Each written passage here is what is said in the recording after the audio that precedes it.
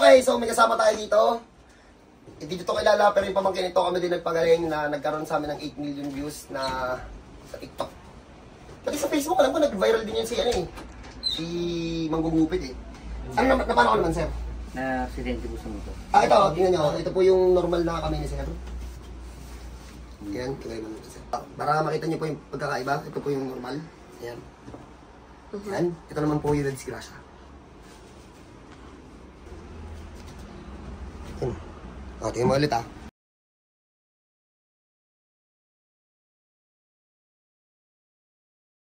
Ito naman yung isa. Ito yung normal. Baga. Ito. Ayan o, yung part na yun o, bumagsak. Ayan o. Dito o, ayan o.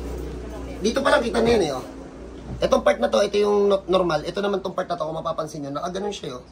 Tapos itong part na to, tingnan nyo to. Hindi yan nagaganon o. Ayan o. Nature ni kuya. Ayan o. Ito, pagdi lang. Tapos kapag tinupi, wala yan. Pumatong yan eh. Ito may dugo. May pumapasok ako doon. Eh, nakadugo. Game? May dugo mo. May dugo. Tama na. Tanggal. Ang pinalaman ko eh. Tanggal na. Alak sa kuya. Tanggal. Okay na, nasa loob na ulit. Pwede ka na magbutong, kuya. Ayan yung itsura niya, no? Ayan o, pag nabalik na ko. Ayan o. Kita mo yung pinagkaiba? Kita mo tayo, pinagkaiba?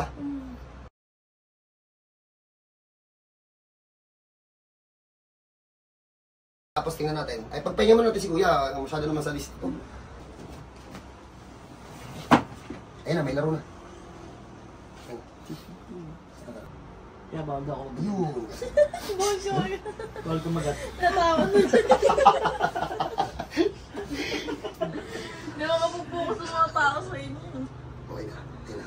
Ayan na. Ayan na. Pahinga mo na ha. Pahinga mo na. Papato ko lang. Diyan muna kayo. Pagpahinga muna natin. Pakita mo yung mukha ni kuya. Yan. Yan yung mga viral video natin. Kaya na ni Paul kasi nakaluki ako nun. Pero muna ako sana. Ito yung x-ray niya nung nadisgrasya siya. Kaya kanina hindi maganon. Tapos kanina kung mapapansin nyo, parang nakaganon yung sa kamay niya. Parang nakaganon. Yung parang nakabagsak.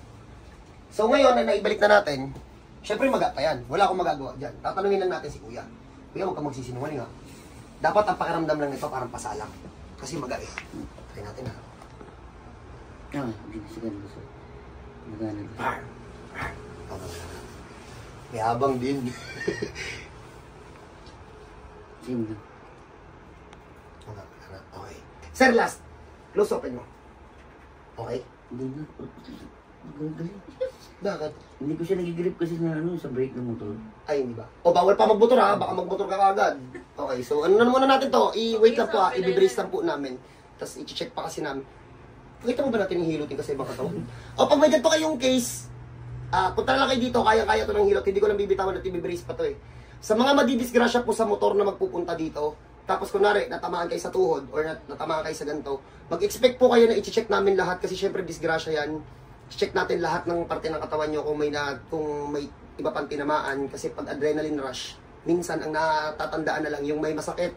Minsan, di nila napapansin, nagkatama na pala sa tuhod, katulad dito ni Kuya, ito, pakita mo mami. Yan, nadisgrasya din sa motor, nakahanap kami ng tama sa tuhod. So paano, God bless po sa lahat. Masakit pa hindi na? Hindi. Pag may ganun kayong case ha, dalhin nyo na lang po dito. Yun na lang po, at i-check pa to ha.